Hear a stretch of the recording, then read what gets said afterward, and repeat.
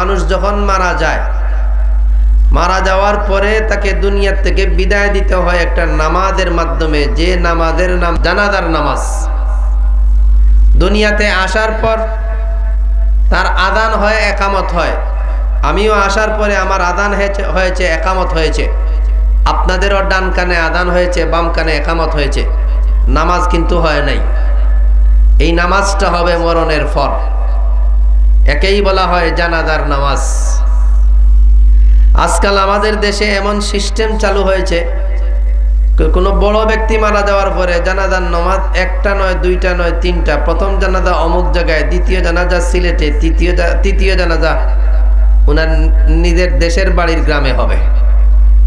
জানাজার নামাজ একটা, দুইটা, তিনটা, চারটা, পাঁচটা হয় না, হয় না। আবার কোনো কোনো এলাকায় দেখা যায় অনেক ক্ষেত্রে মানুষ গায়েবানা জানাজার নামাজও পড়ে। পত্রপত্রিকা হাতে নিলেই দেখবেন যে অমুক মারা গিয়েছেন, তার জানাজায় মানুষ শরীক হতে পারছে না, বিদায় বাংলাদেশ থেকে, ঢাকায় মারা গেছে, বাংলাদেশ থেকে কিছু মানুষ গায়েবানা জানাজা নামাজ পড়ছে। এমনটাও আছে না নাই?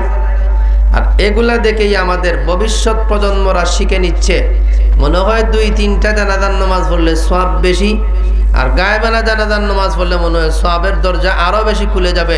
এজন্য ভবিষ্যৎ যত আগাচ্ছে, দিন যত আগাচ্ছে, যত ডিজিটাল হচ্ছে, জানাজার সংখ্যা বাড়ছে, আর আপনার গায়েবানা জানাজার নামাজের সংখ্যাও বাড়ছে না, কমছে ভাই।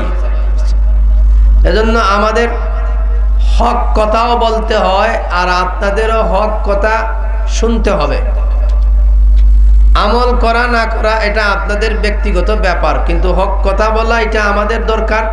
আর আপনারাও অন্ততপক্ষে হকটা জানার দরকার আছে না নাই? হকটা জানার দরকার আছে।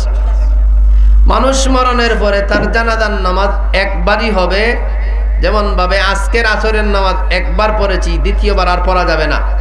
ঠিক তদ্রুপ ভাবে মানুষের জানাজার নামাজ পড়ার পরে জানাজার নামাজ একবারই হবে, একাধিকবার জানাজার নামাজের কোনো সিস্টেম শরীয়তে নেই। আমাদের দেশে যে সমস্ত একাধিক জানাজা হয়, এটা রাজনৈতিক একটা পলিটিক্যাল একটা সিস্টেম।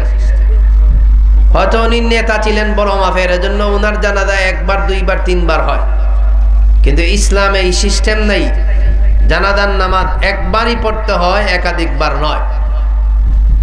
আরো সুন্দর কথা হলো এই, প্রথম জানাজার নামাজে যদি যে ব্যক্তি মারা গিয়েছে তার কোনো যদি আত্মীয়, নিকটাত্মীয়, তার কোনো ওয়ারিস যদি শরীক হয়ে থাকে, দ্বিতীয় জানাজার নামাজ পড়া সাফ হারাম, সাফ হারাম। অথবা প্রথম জানাজার নামাজ পড়ানোর বেলায় এ ব্যক্তির একজন ওয়ারিস অনুমতি দিয়েছে, সে পড়ে নাই দ্বিতীয়টা পড়ার জন্য, কিন্তু অনুমতি দিয়েছে। অনুমতি দেওয়া আর পড়ার সমান, দ্বিতীয়বার আর জানাজার নামাজ পড়া জায়েজ নয়।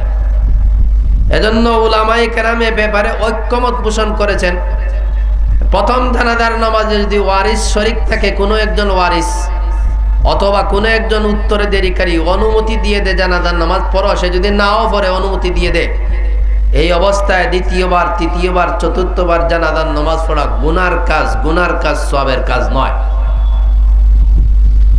আর জানাজা পড়ার জন্য একটা শর্ত হলো, লাশ সামনে হাজির থাকতে হবে ইমাম সাহেবের। ইমাম সাহেবের সামনে লাশ না রেখে পিছনে যদি লাশ রাখা হয়, জানাজার নামাজ হবে? আপনারা বলেন, হবে না।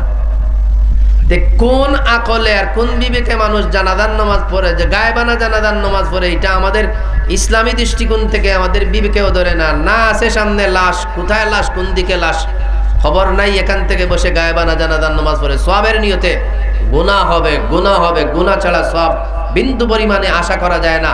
তবে আমাদের দেশের সিস্টেম যারা চলে, সওয়াবের নিয়তে কেউ পড়ে কিনা না জানি না, বেশিরভাগই রাজনৈতিক সমাজকে কন্ট্রোল দিতে গিয়ে অনেকে এরকম পড়ে থাকে।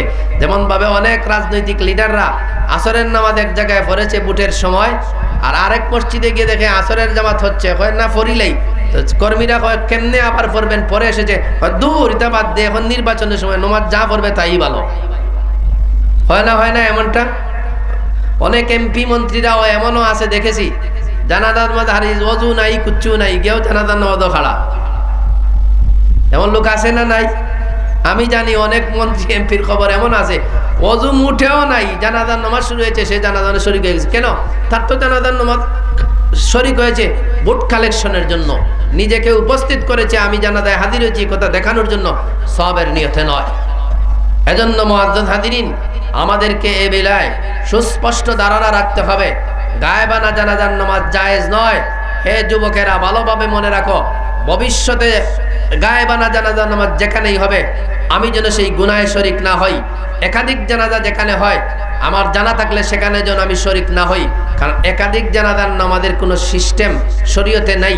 তবে একটা ছোট্ট একটা সিস্টেম আছে, যেটা বললে হয়তো আপনারা বুঝবেন, হয়তো একটু কঠিন হতে পারে।